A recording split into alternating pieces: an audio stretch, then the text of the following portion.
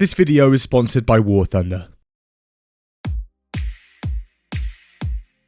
The year is 2013, 2 years since Skyrim, 5 years since Bethesda's last Fallout, and we'd heard nothing. Fans are starved. Ravenous for anything at this point, they scramble for any scraps they could find. Voice actors' tweets, employee leaks, Bethesda staff sightings. They'd take anything. But on the 14th of November 2013, a website appears online, thesurvivor2299.com. On it, Fallout's Vault-Tec logo and a countdown to December 11th. That was just 4 days after the Game Awards, where Skyrim was announced 3 years ago. Fans dig through the online directory, and its publisher? ZeniMax Media. Still, some are skeptical, but then 3 days later, ZeniMax Media actually files the trademark for Fallout 4 in Europe. They'd also said nothing about the website. If it wasn't legit, surely they'd just come out and say so. This could only mean one thing. The next Fallout was here. Bethesda hadn't abandoned us. They were finally throwing a bone to the little guy. And fan speculation goes wild. Then comes the Morse codes. Then the Caesar shift cryptography. Then the Visioneer ciphers. Fans are sat at home in their pants for hours deciphering them. They even find a working phone number on the website, which leads to more codes. Some of these codes reference an actual radio frequency in Massachusetts, which sounds like this. Bethesda's YouTube channel is even linked in the source code of the website. This was serious stuff. Bethesda had gone above and beyond with the viral marketing here. Every gaming outlet is talking about it, and there's even Facebook pages and YouTube channels with daily updates monitoring it. The subreddit watching the website's every move. The 6th of December 2013, almost 2 weeks of code cracking, and fatigue is beginning to set in. But it's now just 1 day before the Game Awards, and 5 days before the countdown ends. The hype is tangible. And Todd and the boys hit us with this tweet. What? It's gotta be a joke. Some sort of sick joke. But then fans boot up the website, and my god. Gone was the timer, the Vault-Tec logo. All that was left? A rickroll hosted on a server somewhere in Poland. A dark day. 3 weeks of speculation and hype, countless videos on YouTube, and dozens of hours of people's lives spent cracking random ciphers and lining up rivers on Google Maps. For absolutely nothing. Naturally, they're not pleased. The guy behind the website does an AMA on Reddit, and is vilified by the community instantly. We hear nothing else about Fallout for a while, and Fallout fans return to the darkness.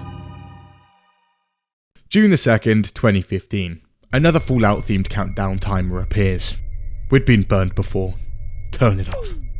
But turns out, this time, it's actually real. And on June the 3rd, it's nearing the end. And finally, after years of anticipation, Fallout 4's announcement trailer is actually upon us. June the 14th, it's E3, and Bethesda Game Studios is holding their first full press conference. Todd strolls out on stage again, confidence radiating. He's met with thunderous applause. Again, the claims are bold. All of this just works. And again, it just works. Hold on. Is that the release date? That's just 5 months away. But first, look to the skies. By God, it's thundering time. War Thunder is one of the most comprehensive PvP vehicle combat games ever created. 10 nations, over 2,500 tanks, planes, helicopters, and ships. From some of the most technologically advanced death machines ever concocted by man, to your granddad's crusty old crop duster. Jump into combat in almost anything. The detail is immaculate. Sharp textures, crisp sounds. Every vehicle is delicately modelled right down to the corest of components. Engines, fuel tanks, weapons, and even the lads inside. All of these are individually targetable, and in X-ray view, you'll see everything close up. The game has had over 95 million players. Join them. War Thunder is free to play on PC, Xbox and PlayStation, and now mobile devices too. You're a new or returning player on PC or consoles? Well, for a limited time, here's a massive bonus pack, including an exclusive vehicle decorator, Eagle of Valor, 100,000 silver lions, 7 days of premium, plus a ton more. Just sign up through the link in the description or the pinned comment below.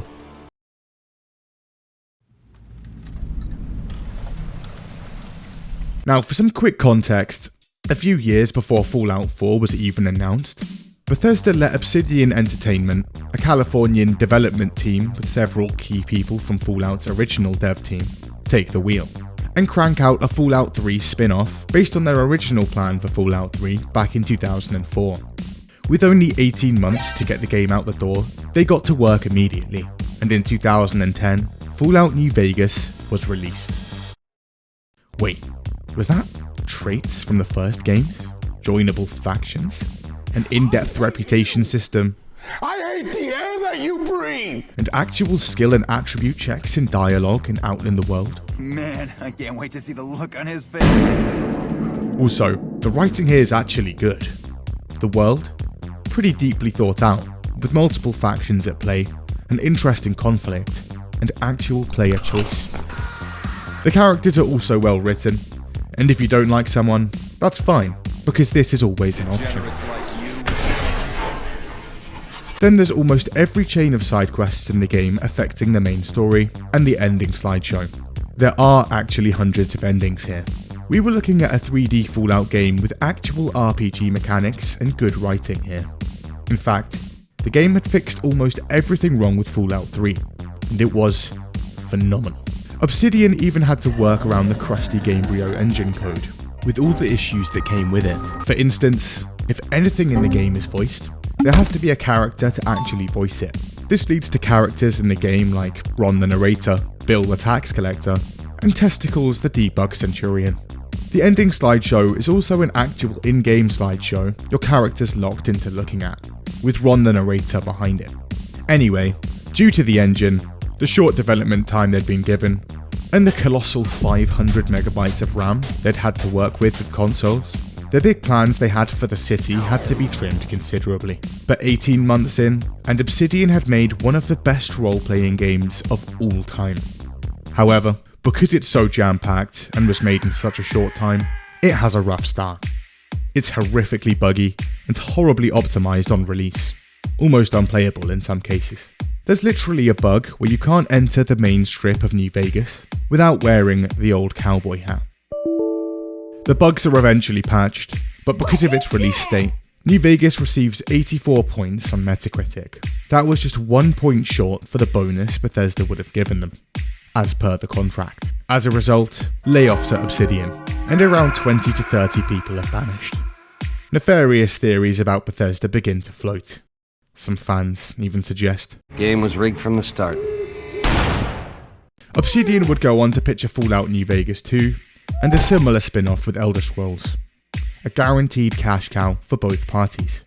But this time, Bethesda says no. And that was the end of it. Fallout 4, probably the most hyped game of 2015. It had been half a decade since we'd last heard anything at all from the franchise, so people are naturally quite excited to jump back in. And on the 10th of November 2015, the game is out the door.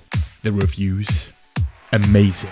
9.5 out of 10 IGN. YouTubers are even calling it near perfect. However, when people actually get their hands on the game, they dig in. And it's neither of those things. During development, Bethesda had looked at Fallout 3's gunplay. Yeah, not really up to standards, boys. So they pulled some programmers from id, who were developing Doom at the time, to help them make actual, functional FPS combat. And as a result, the gameplay here, a lot better. The gun modification system from New Vegas is back, and it's heavily expanded. It's actually very good here, and utilises the horde of absolute shit you amass while playing the game. Also, more voice actors. So now every third NPC in the game no longer sounds the exact same. Show me what you've got. Plus, A few other elements of Fallout 4 had clearly taken some inspiration from New Vegas. This game actually has joinable factions, and they play a big role in the resolution of the main storyline. An improvement. Companions are also a lot better than threes. They have personalities here, and even their own quests too, like in New Vegas. They now also like or dislike certain actions you do, depending on said personality. There's now a sprint button, and that new power armor, pretty cool. However, that's generally where the good ends. See, after a bumpy start, Fallout fans had come to love New Vegas. One of the best RPGs of all time, some even claim. And so, as a following game in the same franchise, some people expected Fallout 4 to improve, maybe even build upon it. No. Todd Howard is, at this point, a legendary game designer, a 4-time world champion. His ideas were groundbreaking. He couldn't be caged, and his process was not changing for this game. He, and Bethesda as a whole, could do no wrong. This was going to be another smash hit regardless. Game of the Year was essentially coded in.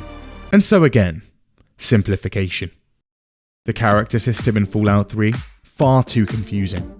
Special attributes, perks, and skills? Please. So they remove skills entirely, and merge them into perks and attributes. Traits are still nowhere to be found. The speech. See, half the charm of the old Fallouts are the branching effects of dialogue. The various quest lines and scraps of information you can wrangle from people using only the gift of the gab. The fuck? Who is it? What? I should kick your fucking ass. Who is this? So for Fallout 4, Emil and the rest of Bethesda's crack writing team sit down. What Fallout really needs is an emotional story, boys. Also, Todd's been quite blatantly gunning for a more mainstream crowd for over a decade now, and no one in the general public can really read anymore due to brain rot. So let's kill 2 birds with 1 stone, and go for a voiced protagonist.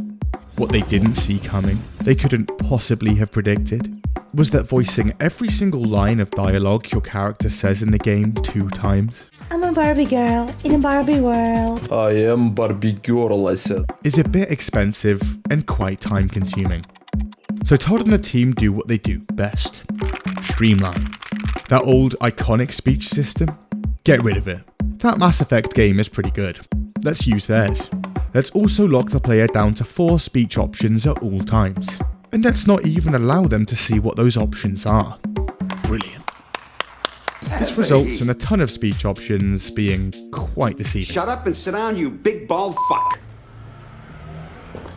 And because writing is hard, let's just boil every speech option down to yes, sarcastic yes, maybe yes, and no, but actually yes. 2 of the first and most popular mods to come out removes the voiceovers entirely and actually shows you what you're saying, and this problem becomes quite plain to see. Skills are gone, and as a result, skill speech checks and dialogue gone too. Special attribute speech checks too. There are charisma speech checks in the game, I don't believe you. but they rarely result in anything other than give me money. All right. 200. 150. The protagonist's voice lines, which caused half the issues here, make up for around 25% of the game's dialogue data and script. That's about 26,000 lines. All of this time and expense on a feature which fans hate and actively makes the game significantly worse. Brilliant. At least the dialogue's well written. If you're here to talk me into working on Liberty Prime, you can forget it. Do I need to remind you why you made that promise in the first place? No, that won't be necessary. Tell Proctor Ingram to get her scribes ready. Then there's the karma system, which they'd gotten rid of, the faction system, but instead of the varied reputations like we'd gotten in New Vegas, you're basically either with someone or against them. The skill and attribute checks they had out in the world in Fallout 3, basically nowhere to be found. They did put a couple in there though, just enough to remind us that they could have done it, but didn't. Far fewer evil character options, weapon durability's gone. The new, worse, layered armor system, holstered weapons are no longer visible. And the ending slideshow is not even gimped, it's just completely non-existent here. The game ends on essentially the exact same cutscene for all 4 endings. Playing every hour on every channel. For Fallout 4, Todd also doubled down on the procedural stuff again, and attempted to make the game infinitely replayable. And to do this, they'd cooked up the settlement system. It's done. A base building framework that allows you to construct your own towns across the map and establish trade routes between them. Sounds great. But again, there are issues. The entire interface for base building is from the perspective of the player, limiting and obstructing camera angles, making construction a nightmare. There's also a ton of building and trash in the way that you can't scrap and have to build around. Again, a nightmare. Not a fan of the system? Unlucky. Because this mechanic is pretty much unavoidable. Elements are mandatory in the main quest, and one of the 4 factions' quest lines completely revolves around it. However, a benefit. Due to this new settlement system, All of this just works. players can now build their own settlements. No need for Bethesda to even bother. As a result, the game is majorly lacking in actual towns. Morrowind had something like 21 towns. Fallout 3 had about 15 proper settlements. New Vegas around 15 too. Fallout 4, 5 years later, somewhere around 7. The main city is also quite underwhelming. Less settlements equals less quests. And surprise surprise, Fallout 4 is lacking here too. It has less than Skyrim, a game that came out 4 years earlier. Missing the towns and quests our old games had an abundance of? Well, here's a tiny hovel next to a lake for you to do up yourself. There are around 30 of these potential settlements, and Bethesda uses these to pad out the game's lack of content via more radiant quests. See, there's a man in the game called Preston Garvey, and he's about to become your worst nightmare. Prepare to hear this every time you speak to the man for the rest of the game. Naturally, the character is widely hated. I'll mark it on your map. But turns out, he's essential. 10,000 people download a mod solely dedicated to killing him.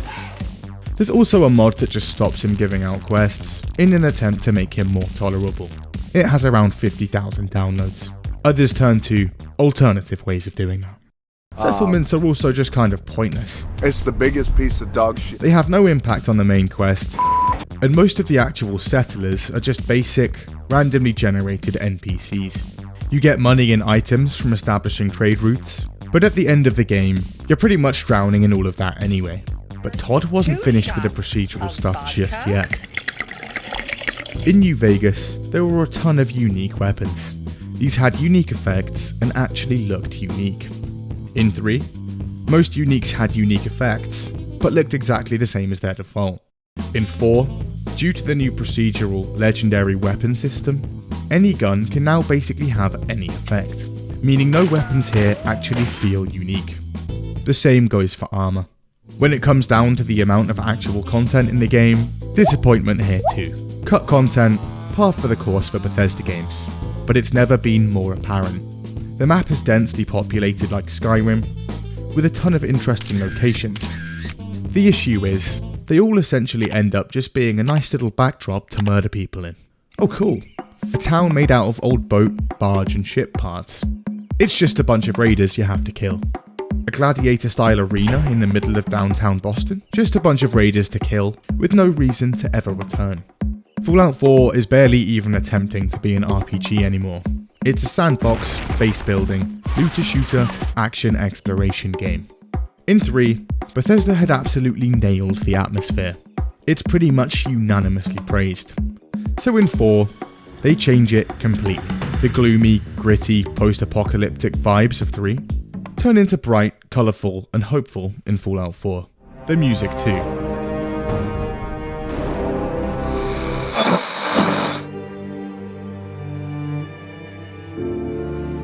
Also, for a AAA game in 2015, the graphics are not great.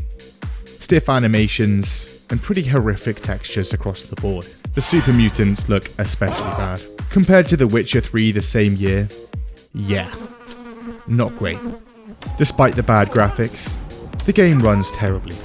Fallout 4 also features an art style change that in a lot of cases does the game no favours. Some weapons look weird, tools look worse, and super mutants go from deformed, hunched over mutants to just large green men. We don't talk about the synth armor. Also, is that gun bolt on the wrong side? The writing. Again, Emil is back as head writer, and as a result, we're served an absolute masterclass of storytelling. We emerge from a vault, looking for an immediate family member. Again. The big silver people, they're back, and central to the storyline. Again. Look, Giant Robot Man finale. Again. Wow. Also, you've just left the vault with the sole mission of finding your only child, who's just been ripped from the clutches of your lifeless spouse, only to immediately get sidetracked by Steve down the road, who needs some help building a shed. Not too long after the game comes out, Emil does a talk where he explains his writing method. It's controversial. Keep it simple, stupid. This is what happens at Bethesda. When you write the main story of a game, we're gonna write the great American novel. It's gonna be this thick. Keep it simple, stupid. And you're gonna give this book, this great American novel, to the player. And what are they gonna do with it? They're gonna rip out every page and make paper airplanes out of them. And they're never gonna see your story. They are gonna spend 30 hours making shacks. This is who we're making the game for. That's not the end of being a video game developer. Because the true mark of being a real developer is waiting to come in. And then reading the reviews, of course, and hopefully, if you get lucky, ignoring the reviews. Then there's the design of the game. Emil is head of that too. See, lead designers of a game usually have this thing called a design document. This is available to everyone on the team and sets out pretty much everything the game is trying to achieve, keeping everyone on the same page at all times. New people join the company midway through development, just send them the design doc, and they'll be up to speed. Design docs are usually constantly updated throughout development, so if something changes, it'll be reflected on the document. But turns out, the lead designer is not a fan. Design docs take a bit of time to keep up to date, and it's just a bit too much effort. So for Fallout 4, he basically just scraps it, apparently resorting to a few smaller ones for specific areas of development. Now, Bethesda games are not small projects. Their studios consists of hundreds of people, collaborating across multiple countries. We don't give two shits about how technology works, because all we care about is getting rich. And now they're going about this without a cohesive, shared document. Doesn't sound ideal. Not a great plan. He receives a ton of backlash for this, and later walks it back in a tweet. And of course, the bugs are numerous. And incredibly basic things are still missing.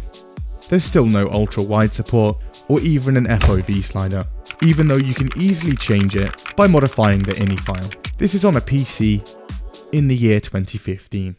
But of course, Bethesda knows their fanbase will clean it all up for them, so it's all good. When Fallout 4 first released in November 2015, Todd and the boys offered a season pass for $30, including access to all future DLC content. At the time, the scope of the DLC isn't public knowledge, but the last two Fallouts had a clear formula of 4 to 5 decently sized story expansions, with new locations, quests, weapons, and enemies. So people expect something similar here. Bethesda had also stated that the season pass would be worth at least $40 in total. Pretty sweet deal. February 2016, and Bethesda has an announcement. They've expanded their original vision for 4's DLC. Are you with me? And the season pass price is getting bumped up to $50 in March. If you hadn't already, you better get that season pass now. They released their first expansion that same month, and it's a small questline with a character from Fallout 3.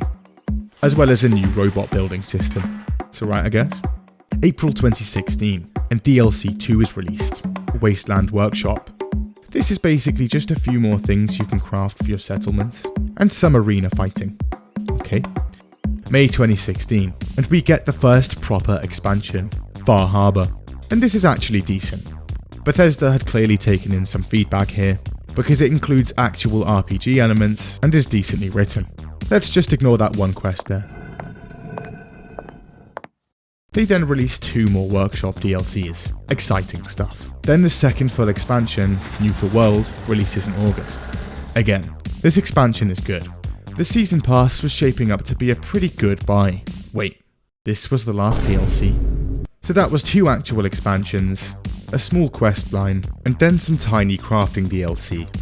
Fans are pretty pissed. People will buy anything. That doesn't mean... Despite the issues, the game sells insanely well. Todd had done it again.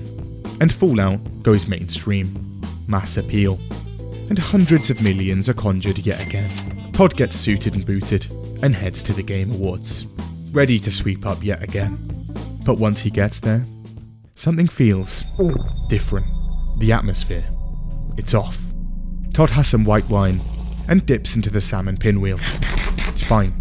It's probably nothing. And the lights dim, and there it is. Best RPG. The best RPG. The winner is The Witcher 3 Wild Hunt. What? Developer of the Year. For Developer of the Year goes to CD Projekt Red. What? Game of the Year. And the winner for Game of the Year 2015 is The Witcher 3. What? Outrage. Todd Howard snubbed. He leaves and gets cracking on his next game. This thing was going to be a masterpiece. The consistent regression of their games, definitely noted, but Bethesda still has a generally tremendous reputation. In a market currently setting its sights exclusively on your mother's credit card. Hello? Hello? Hello. Good evening, sir. I'm calling from your credit card company. Bethesda had stuck it out, remained single player, and actively avoided egregious monetization. Mostly. One of the few decent gaming companies left. But around 2016, and even this begins to change. In October, Bethesda Softworks decides to make a controversial change. See, game reviewers typically get sent out review copies a few days or even weeks before games come out. This is so they have enough time to actually play the game before writing an entire review on it for launch day. For longer, single-player games like the ones Bethesda Softworks publish, this is pretty important. But Bethesda now reckons, nah, let's just send review copies out one day before launch. So, everyone, including those in the media, get to experience our games at the same time. Definitely not to sweep glitches and issues with the games under the rug until everyone had already bought the game. This is obviously quite controversial, and after releasing a couple of games under this, they backpedal. Also, around the same time, a tiny indie developer is developing a small game called Pray for the Gods. ZeniMax hears about this and comes knocking. Nice name you got there, pal. But turns out, we already have a game with the word pray in the title. Nothing personal, kid. They're forced to change the name. A few years before that, Mojang was making a game called Scrolls. ZeniMax had come knocking then too. Same result. Also in 2016, Todd has a surprise for us. It had been 2 years since Fallout 4, and players are starting to get hungry once more. And lucky for us, Todd and the boys had something in store. Another edition of Skyrim. That was on top of Skyrim Legendary Edition back in 2013, Skyrim VR Edition, which would release in 2017, and Skyrim Nintendo Switch Edition shortly after that. Fans are overjoyed. That's not all. The Special Edition replaces the original Skyrim listing on Steam. It also changes the game from 32-bit to 64-bit, meaning every single mod is now automatically broken and needs updating. It's not all bad. They announce mods on consoles. They also announce paid mods for all platforms. The Creation Club. It was simple. Slide some cash over to modders to create a mod that probably already exists on the Nexus for free. Create their own currency with predatory pricing models. And then sell these mods to players through it. The first few creations are simply jaw-dropping. An $8 Chinese stealth suit, pretty much identical to the one in the base game of Fallout 3, for free, and also currently available on the Nexus, for free.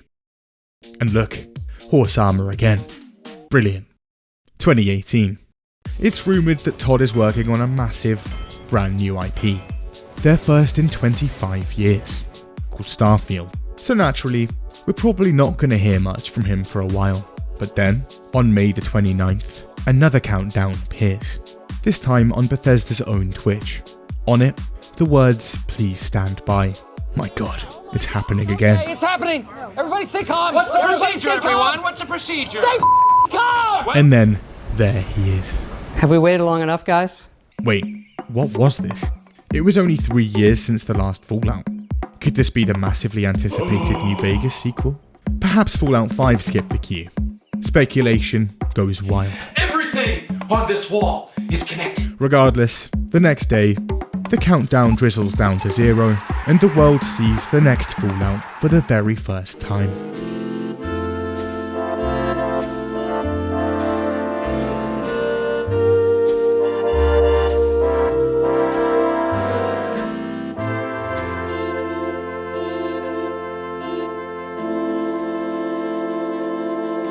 Excitement, although people still don't really know what it is they're excited for. June 10th, it's E3. Todd charges on stage, and we get some actual details of the game. Fallout 76 is entirely online. All new rendering, lighting, and landscape technology. It is 4 times the size of Fallout 4. 16 times the detail. Of course you can play this solo. You'll never even see a server when you play. This all sounded brilliant. An online PvP base building survival game. The collector's edition looks promising too. And it also comes with a Fallout collectible that really I've always wanted, so we made them for everybody to buy, and here it is. Okay, no. But we do get a helmet, a map, that glows in the f***ing dark, and some army figures, alongside a canvas bag. It's also the perfect time to tease Starfield and Elder Scrolls 6, 2 games that are around 5 and 10 years out from launch respectively. But anyway, this thing's coming out on November the 14th, and that was just 5 months away. Bethesda had held a beta a couple of weeks before launch for people who'd pre-ordered the game, and things start out rough. By this point, Bethesda weren't exactly known for the structural integrity of their software, and they'd decided to launch the game exclusively on their brand new Bethesda launcher, made in-house by Bethesda's best. Just go to their website, download it, slurp up the 45GB of game files, and in around a week's time when the beta's unlocked, just hit play. Simple enough. And players do exactly this, but turns out, for some, upon pressing the play, the launcher deletes the entire game instantly. Bethesda releases an emergency statement telling players to stay calm and not to touch anything. They're working on it. And then promptly deletes the tweet. Things are off to a good start. Also, the YouTubers. They're uploading videos. They're not good. They say the game is running horrifically. I couldn't get the game to run smoothly. I had tons of FPS issues and tons of stutters. Even on NASA tier PCs, and that bugs are everywhere. But fans disagree. The dislikes come in hard and fast. Bethesda would obviously fix everything before release. This is a beta after all. Right. However, this is a beta about 3 weeks out from launch. Fans close YouTube and head over to Twitch, where Rick and Morty are streaming the game. I know I'm naked, but just come help me out. No funny business. Everything was gonna be okay. 14th of November 2018, and the world is blessed with Fallout 76. And after downloading a day 1 patch bigger than the game itself, players boot up and step out into what would be an untamed and very different wasteland. Todd had made some grand promises, and the follow-through was nothing short of incredible. Voluptuous size, and the detail, simply eye-watering. However, Fallout 76's development was handed to a newer, relatively inexperienced Bethesda team in Austin, with the main Bethesda Maryland just designing and overlooking the development of the game. And turns out, this new team decided to forego bug testing entirely, and on launch, Christ. Oh my god! There are frozen enemies, It's a glitch! flying enemies, invisible enemies, Hello? naked enemies, upside down naked enemies, invincible players, Shot! Or not. I could get the damage bug. pop-ins, rendering issues, 16 times the detail. random god rays, T-poses, server crashes, Hey, bye-bye, bitch. Told you. and muscle man. What the Animations are also off. There's a ton of exploits. and so much more. What the is going on? The year is also 2018, and Bethesda's newest AAA game is capped at 60 frames per second, even on PC. Naturally, players are quite annoyed, so they dig into the game files and start tinkering. And in a mere few minutes, they figure out a simple fix. However, turns out the cap's there for a reason, because turn it off, and time and space itself speeds up and destabilizes. This is because the game world's physics are actually tied to the frame rate of the game. Head over 100, and your character becomes the Flash. This bug has been in Bethesda's engine code dating back to Morrowind, and it's one of the many bugs modders have repeatedly fixed on their own, almost instantly after release, only for every following game to reintroduce it. There's also still no FOV slider, Can't keep getting away with it! so PC players dig into the game files again, and do it themselves. But turns out, the UI is tied to the field of view here. Change this, and the UI elements are just gone. Push to talk? Sorry, not this time. Proximity chat is either permanently off, or always on. The latter by default. Meaning you'll be hearing the cries of children and screams of mothers in the distance fairly often. Does somebody not know how to flush a toilet after they've had a shit? What do you mean? Well, it was fucking one of yes. Disgusting! There's also no text chat, and on PC, you can barely remap the horrific controls. The game itself, also quite lacking. As was now well established, bug fixes and patches for Bethesda games had been outsourced to modders for free. But for Fallout 76, Todd decided to outsource the actual content too. My personal favorite part of Fallout 76 is when they create their own fun. See, Bethesda had so much of their team working on the detail. 16 times the detail. That developing actual things to do in interactable NPCs, simply not possible. And the game features absolutely no human characters. Only other players. But it's alright. Other players will take the place of NPCs, Todd reassures us. With no NPCs in the game, naturally, the quests are terrible. The main quest line basically boils down to following the trail of someone's vlogs across the map.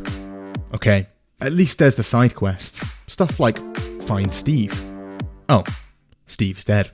Thank God he left his TikTok behind for us to watch. The war is over. You are out of uniform, soldier! Where is your power armor? That suit is gonna come out of your pay! Now get out of my face and don't come back until you look like a soldier! Fantastic. The game features PvP, but the PvP is horrific. Instead of simply adding PvP and PvE servers, Todd attempts to toe a tight middle ground, and makes it so two players have to shoot each other before either can do any actual damage. Shoot someone that hasn't shot you back yet, and you may as well be shooting blanks. And the graphics, still not great. Beautiful, stunning, 2018, magnifique. It's not all bad. There are some cool things here, like dropping nukes, but drop more than one at a time and the servers will implode. You'll never even see a server when you play. The launch codes are also the same for every server and change once a week. Just spent countless hours getting all 8 pieces. You could have just googled them. The building is alright, but the build limit is extremely restricted, and all you can really do is build crafting stations, a bed, and storage. Please don't tell anyone how I live. Storage that is, again, extremely restricted. They end up raising it by 50% after a huge number of complaints, but they say they can't do any more due to server performance issues. So the game itself, not smooth. But the one thing that does work perfectly on launch is the new in-game shop, the Atomic Shop. Come in and browse such luxuries as a set of power armor with some paint slapped on for just $20. Deal. Are you f***ing serious?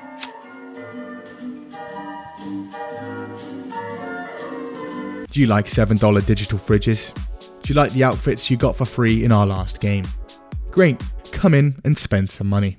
Naturally, at first, there are pay-to-win concerns around this store. But Todd comes out.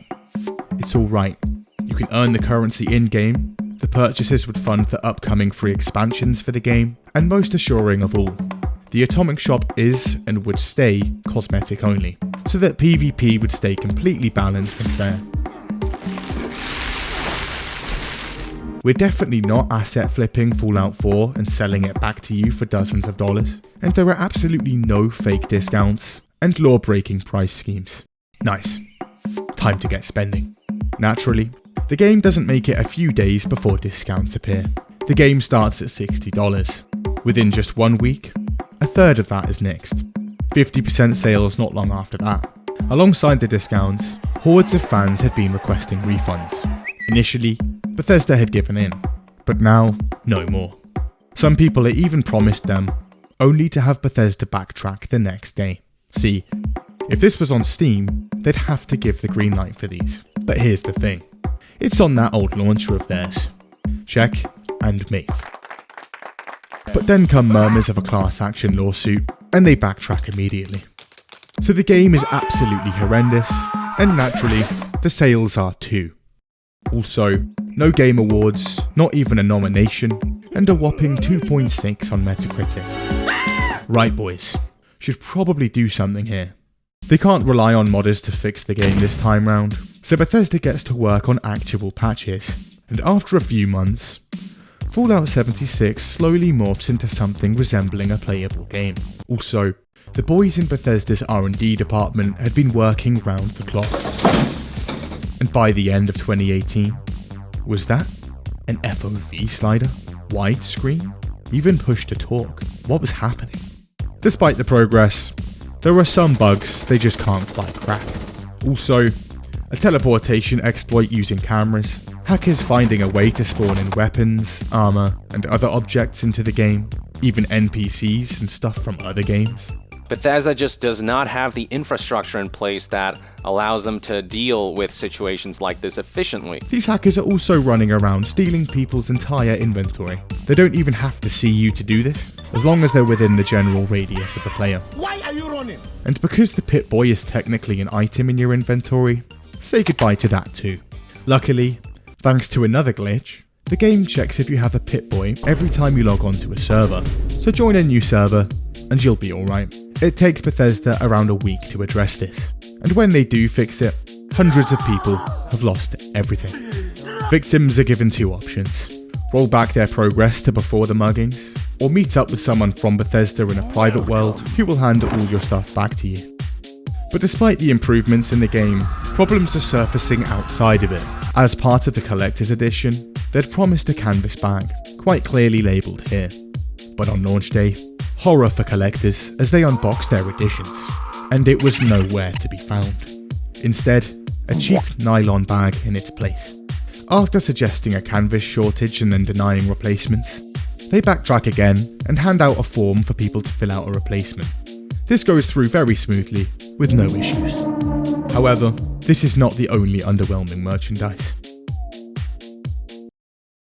September 2019.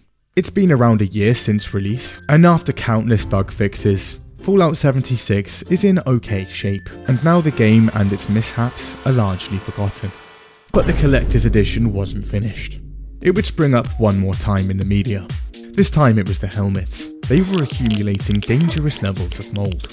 If you were the lucky owner of one of the collectible Nuka-Cola versions, turns out the United States Consumer Product Safety Commission considers them a severe health risk for anyone with one in the household. They're recalled and refunded. Bethesda's reputation was already slipping before the events of 76, but Fallout 76 was a major tipping point. Gamers were angry. They were rising up. So angry, these gamers made numerous angry YouTube videos and forum posts, most of which attained a ton of upvotes from other angry gamers. Things were getting serious. Bethesda thought it best not to respond to the horror that was the launch of this game, and returned to the shadows, and Todd and the boys lay low, go off the grid. Before launch, you could often find Pete Hines, Vice President of Bethesda Softworks and Head of Marketing and PR on Twitter, answering curious fans' questions about the game. Afterwards, nothing. Complete radio silence. But after a while, the game is improving. The roadmap that initially launched for the game is taking shape, and the expansions are actually decent. They'd even added actual NPCs. Wow. Todd had even apologized. Fallout 76 had a lot of difficulties at launch, and we got a lot of well-deserved criticism. To the optimistic, it looked like things at Bethesda had in fact begun to change. Their trail of greed, incompetence, and outright refusal to listen to what their fanbase wanted was just a brief nightmare, a small bump in the road. Finished. Unfortunately, Todd had other plans. They'd said Fallout 76 would never be pay to win. Microtransactions would be cosmetic only. So when they released repair kits to the Atomic Shop in early 2019, fans are confused. Todd had lied, but he wasn't finished. In 2020, the promised private servers arrive, and they're paywalled behind Fallout 76's new subscription service. Fallout First. Private servers, unlimited storage for scrap, monthly atoms, exclusive cosmetics, and a tent. All for just $13 a month. More expensive than Netflix at the time. Oh god. Fallout 76 is trending on Twitter again. A ton of angry forum posts are cropping up. People are not happy. Also, they forgot to reserve the actual Fallout First domain name, and someone on 4chan managed to get there first.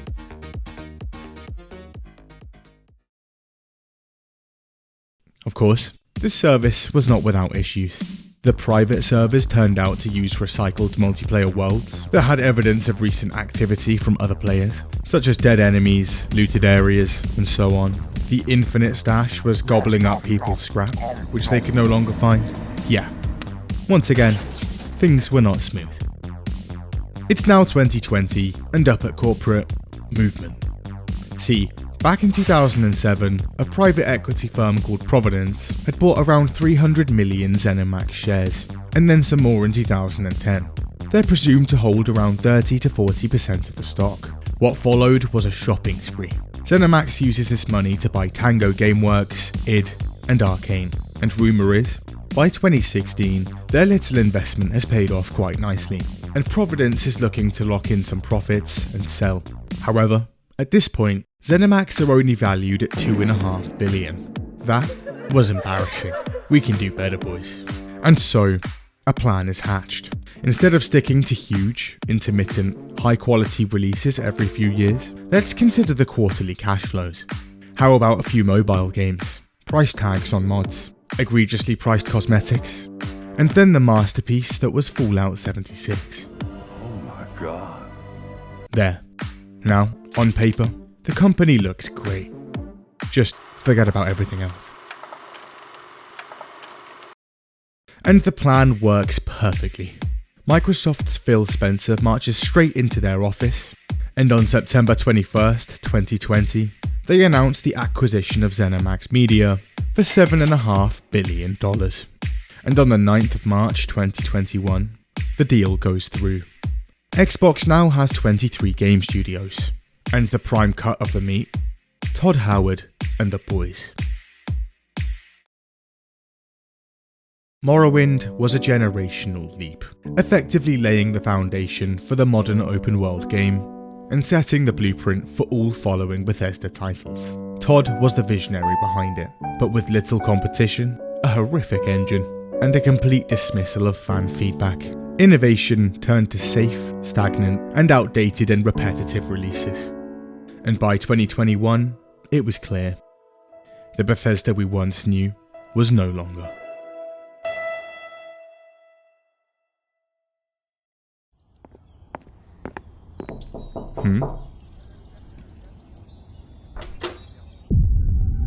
It's him. How did he find you?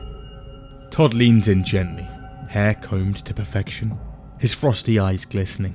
A faint aroma of jasmine and manuka honey radiates from him. You stand strong and firm. You've fallen for this before. There's nothing he could say to fall, but then you feel his touch.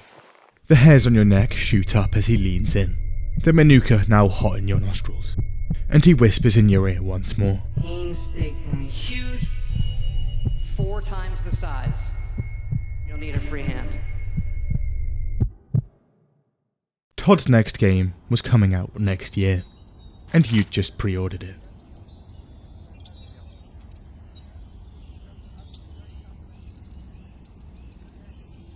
Also, don't forget to download War Thunder using the links below. New and returning PC and console players get a massive bonus pack including an exclusive vehicle decorator, 100,000 silver lions, 7 days of premium and a ton more using the links below.